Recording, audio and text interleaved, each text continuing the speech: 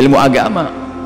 Jika ilmu itu tidak menjadikan seorang hamba takut kepada Allah, maka itu bukanlah ilmu, bukan ilmu yang manfaat, bukan ilmu yang sesungguhnya.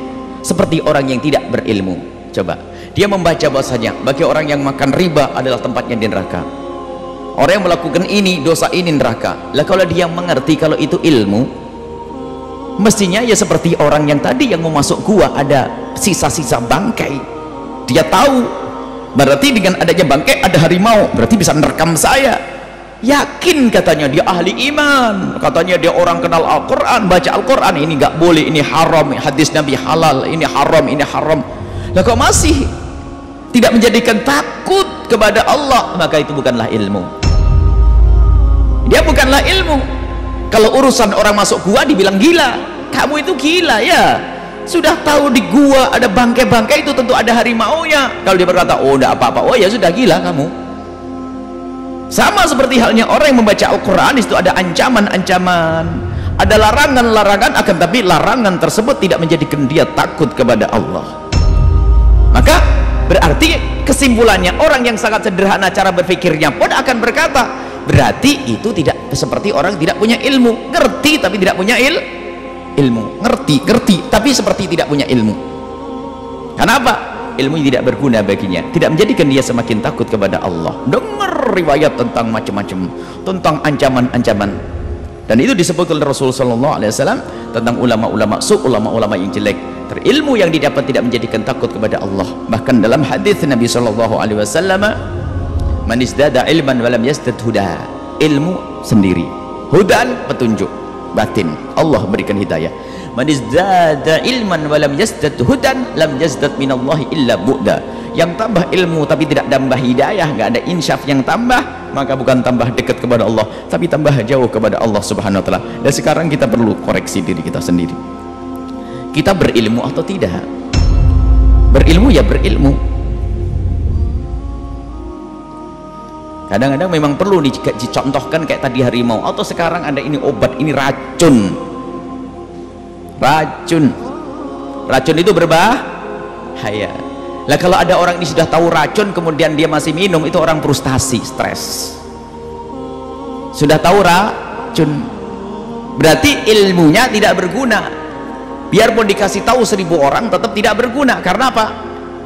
Dia nggak berakal lagi. Sudah dikasih racun, 1 orang sampai masjid, jangan diminum, itu racun, air keras. Berarti ini ilmu bagi dia, dikasih tahu ilmu. Tapi apakah ilmunya menjadi dia benar? Tidak, tetap diminum karena dia stres, gila.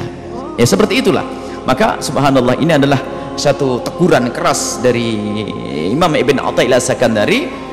Jangan sampai kita menjadi orang yang seperti itu, mengerti tapi ternyata seperti orang yang tidak mengerti, tahu hukuman, tahu larangan, tahu diharamkan oleh Allah, akan tapi ternyata kita masih melanggarnya. Tahu menghasut tidak boleh, kenapa kita suburkan kedengkian? Tahu mendendam tidak boleh, kenapa kita masih menyuburkan kedengkian, kebencian dan seterusnya? Masih ada keharaman-keharaman. Berarti orang tersebut adalah seperti orang yang berilmu, sehingga dikatakan ulama pasti takut kepada Allah. Innama yakhsyallaha min ibadihil ulama'u. Yang takut kepada Allah hanyalah para ulama. Berarti biarpun katanya ulama, kalau tidak takut kepada Allah maka dia bukanlah ulama.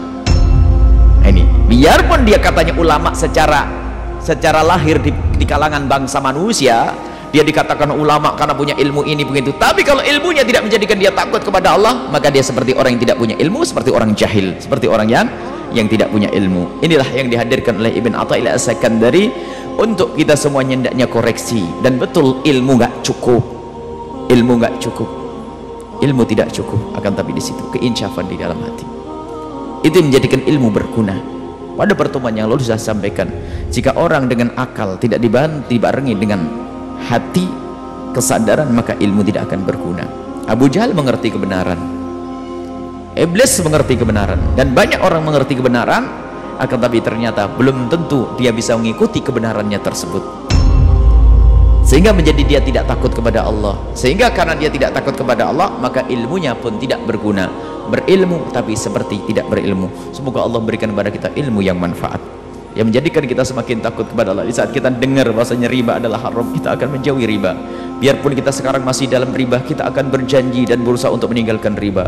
Yang kepleset dalam mukaddimah zina dan seterusnya, dia segera menjauh. Terus yang masuk dalam keharaman tauhid ini tidak diperkenankan, dilarang oleh Allah, berusaha untuk menjauh. Itu baru ilmunya berguna, ilmunya bermanfaat. Bukan terus saja mulai dari penyesalan, maka ketahuilah setelah itu dia akan semakin takut kepada Allah Subhanahu wa taala.